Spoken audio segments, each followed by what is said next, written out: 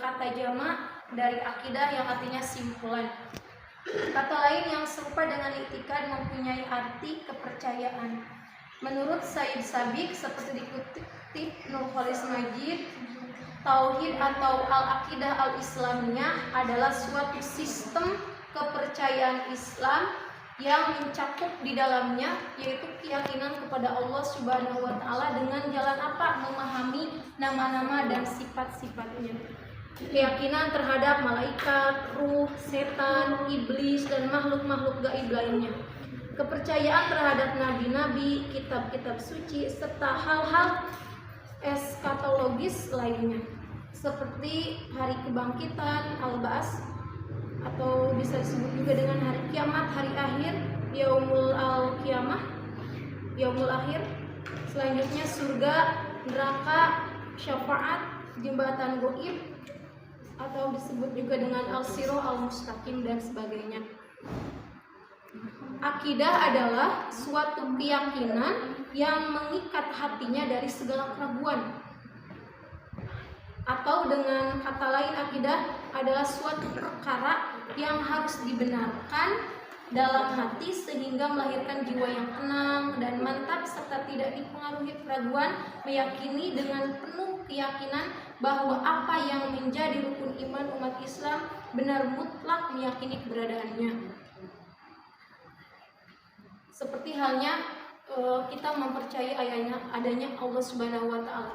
Itu perlu kita ditanamkan di dalam hati kita, ditekadkan bahwa setiap gerak-gerik kita, setiap tingkah laku kita, setiap ucapan kita, bahkan yang tersembunyi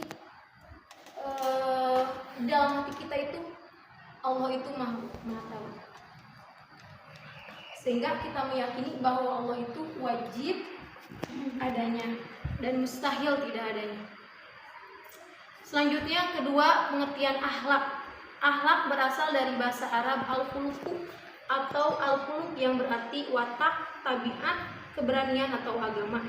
Sedangkan secara istilah Muhammad Jauhari mengutip pendapat Ibnu Maskawi bahwa akhlak adalah suatu keadaan bagi jiwa yang mendorong ia melakukan tindakan-tindakan dari keadaan itu tanpa melalui pikiran dan pertimbangan.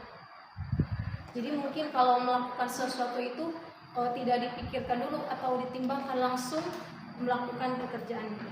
Keadaan ini terbagi dua, yang mana saja ada yang berasal dari tabiat aslinya. Akhlak itu ada pula yang diperoleh dari kebiasaan yang berulang-ulang. Jadi mungkin dibagi dua, kita tadi akhlak ada yang tabiat asli, dan yang kedua ada yang diperoleh dari kebiasaan sehingga menjadi watak seseorang itu.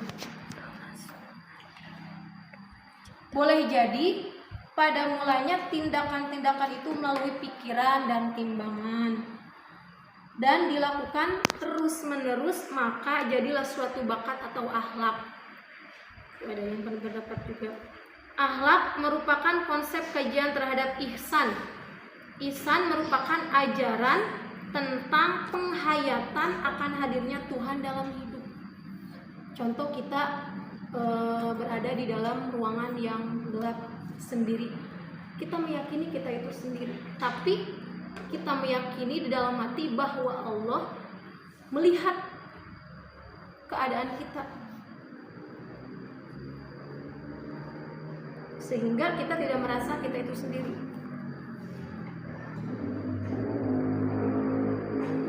Sehingga melalui penghayatan diri yang sedang penghayatan akan hadirnya Tuhan dalam hidup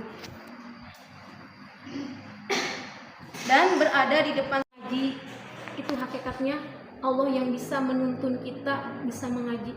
Sehingga dalam setiap faktor ibadah kita, walaupun sedetail sekecil apapun, kita tidak meyakini bahwa diri kita itu bisa, tapi semua itu adalah merupakan karunia dari Allah. Bahkan Allah mengetahui semua itu. Mungkin itu bisa dimasukkan ke dalam kategori ihsan. Ihsan juga merupakan suatu pendidikan atau latihan mencapai kesempurnaan Islam dalam arti sepenuhnya kafah, sehingga ihsan merupakan puncak tertinggi dari keislaman seseorang. ihsan ini baru tercapai kalau sudah dilalui dua tahapan sebelumnya, yaitu apa? Iman dan Islam. Sedangkan iman itu membenarkan tasdikul qalbi bima ja'ani Nabi sallallahu alaihi wasallam, membenarkan apa yang dikatakan oleh Nabi Muhammad sallallahu alaihi wasallam, sebagaimana dalam hadisnya innama bu'istu liutammima makarimal akhlaq. Sesungguhnya aku diutus hanyalah untuk menyempurnakan akhlak mulia. Jadi tugas yang amat berat dan sangat mulia ini dapat dilaksanakan dengan baik oleh Nabi berkat bimbingan langsung dari Allah Subhanahu wa taala, dan juga didukung oleh kepribadian beliau yang sangat agung. Terkait dengan ini Allah Subhanahu wa taala berfirman, sesungguhnya kamu benar-benar berbudi pekerti yang agung. Selanjutnya yaitu B. Hakikat pembelajaran akidah akhlak. Belajar adalah proses perubahan di dalam diri manusia. Apabila setelah belajar tidak ada perubahan, tidak terjadi perubahan pada diri kita, makalah tidak dapat dikatakan bahwa padanya telah berlangsung proses belajar. Karena apa? Selain belajar itu selalu berkenaan dengan perubahan.